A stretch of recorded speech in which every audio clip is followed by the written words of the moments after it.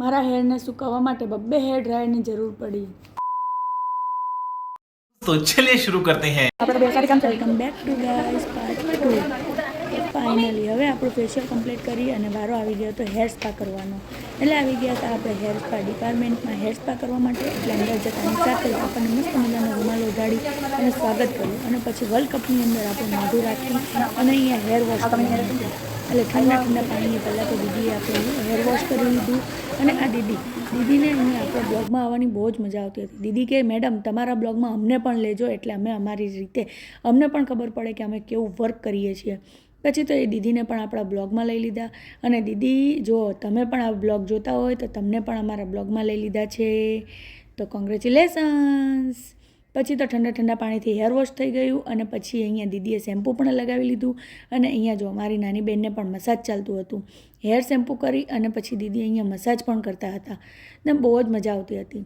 ને અહીંયા જે કંઈ પણ જેટલું પણ આપણે ઘરેથી હેર વોશ કરીને આવ્યા હોય પણ અહીંયા હેર સ્પા કરવા જઈએ એટલે એ લોકો હેર વોશ તો આપણા જરૂરથી જ કરે. પછી તો આવી ગયા આપણે અંધેરી રાતો મેં સુમસાન રાહ પર સોરી અહીંયાના રૂલ્સ એન્ડ રેગ્યુલેશન્સ. પછી તો અહીંયા જો લાઇટ હોવા છતાં પણ આપણે અંધારામાં બેઠેલા હતા અને શાંતિ તો બહુ જ મળતી હતી, કારણ કે અંધારામાં બેસવાની પણ મજા જ કંઈક અલગ આવે.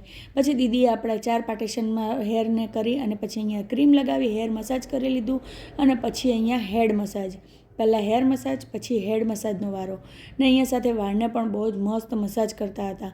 ને અહીંયા જેમ દીદી મસાજ કરતા હતા ને તો બહુ જ મજા આવતી હતી. માં કસમ ફર્સ્ટ ટાઈમ આપણને આવી રીતે કોઈ હેર મસાજ કરી આપ્યો છે અને હેડ મસાજ કરી આપ્યો છે. કારણ કે 24 કલાક આપણે ઘરે આખો દિવસ કામ ને કામ જ, અને લોકો આપણી પાસે કામ કરાવે, આપણને આવી રીતે કોઈ હેલ્પ ન કરે. પછી તો દીદીએ પણ મસ્ત મજાનું હેર મસાજ કરી દીધું અને અહીંયા આંખોને પણ મસાજ કરી આપ્યું. અને દીદીએ જેટલું પણ મસાજ કર્યું હશે ને ત્યાં સુધીમાં તો મને ઊંઘ જ આવી ગઈ. પછી દીદીએ મને સામેથી ઉઠાડી કે મેડમ તમારે ઘરે નથી જવાનું. પછી તો અહીંયા આવી ગયા પાછા આપણે અહીંયા વર્લ્ડ કપમાં હેર વોશ કરવા માટે. અહીંયા હેર મસાજ થઈ ગયું અને હેર સ્પા પણ થઈ ગયું હતું. એટલે દીદી આપણને પાછું ઠંડા પાણીમાં હેર વોશ કરી લીધું અને પછી પાછા આવી ગયા આપણે આપણી જગ્યા ઉપર. અને હવે વારો હતો હેર ડ્રાય કરવા માટે. અને અહીંયા તો જો મારા કરતાં પહેલાં આવીને બેસી ગઈ હતી હેર ડ્રાય કરવા માટે. એને તો બહુ જ ઉતાવળ, વાત જવા દો. પણ પછી તો હવે મારો પણ વારો આવી ગયો હતો. થોડીક વાર થઈ ત્યાં તો આપણે પણ અહીંયા દીદીએ પંખો લઈ લીધો અને પંખાની અંદરથી ગરમ હવા કરી અને મારા હેર સૂકવતા હતા.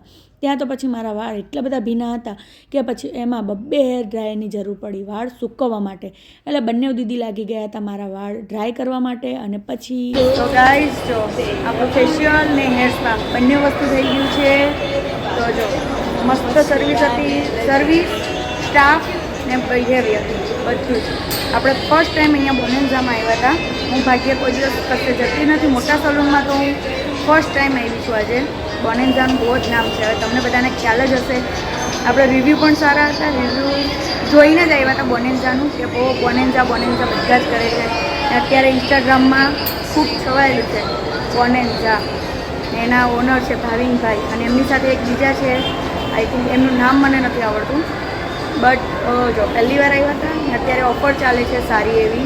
તો અત્યારે ઓફરમાં હું અને મારી બેન બંને જણા આવ્યા હતા. ઓફરમાં છે ને 1500માં 4 વાર ફેશિયલ અને બીજું 1500માં 4 વાર હેર સ્પા.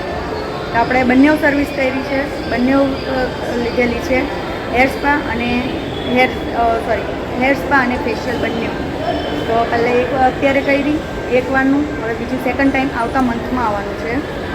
તો એક વસ્તુ મને બહુ જ ગમી અહીંયાનું સ્ટાફ બિહેવિયર ને એની સાથે એક વસ્તુ જે મોસ્ટ ઇમ્પોર્ટન્ટ કે અહીંયા ફેશિયલ રૂમ છે કે જે પણ તમે જે સર્વિસ કરાવો ને એ સર્વિસનો ડિપાર્ટમેન્ટ આખો અલગ છે. ફેશિયલ કરાવવા જાઓ તો એનો પર્સનલ રૂમ છે, એક જ રૂમમાં એક જ વ્યક્તિ, એની સાથે કોઈ એક્સ્ટ્રા નહીં. લેડીઝ હોય કે કોઈ પણ હોય એની સાથે કોઈ એક્સ્ટ્રા મેમ્બર નહીં. પાછું હેર સ્પા કરાવો તો પણ ત્યાં ઓનલી ફોર લેડીઝો ને ત્યાં એનો પણ રૂમ અલગ છે. ઓબ્વિયસલી તમને બધાને એમ થતું હશે કે ભાઈ આ મોટા સલૂનમાં આવી રીતે જ હોય, પણ આ મારો પર્સનલ રિવ્યૂ આપું છું, કારણ કે હું પણ ફર્સ્ટ ટાઈમ આવી છું. જેને ખબર છે એને તો નો ડાઉટ એ લોકોને કંઈ જ કહેવાય નહીં આપણાથી, પણ આપણે પહેલી વાર ફર્સ્ટ ટાઈમ આવ્યા હતા. તો ચાલો મસ્ત મજાનું ફેશિયલ થઈ ગયું છે, હેર સ્પા પણ થઈ ગયો છે. અમને ગમ્યું, I like it. Thank you. તો જો હેર સ્પા અને ફેશિયલ કરાવી અને આવી ગયા પછી મોલ ફરવા માટે. મોલ ફરી લીધો, થોડોક મોલ ફરી, વિડીયો શૂટ અને થોડાક ફોટોગ્રાફી. તો તમને કેમ વનેઝામાં ગયા કે? તો મળીએ નેક્સ્ટ વિડીયોમાં. Like, share, subscribe. બાય.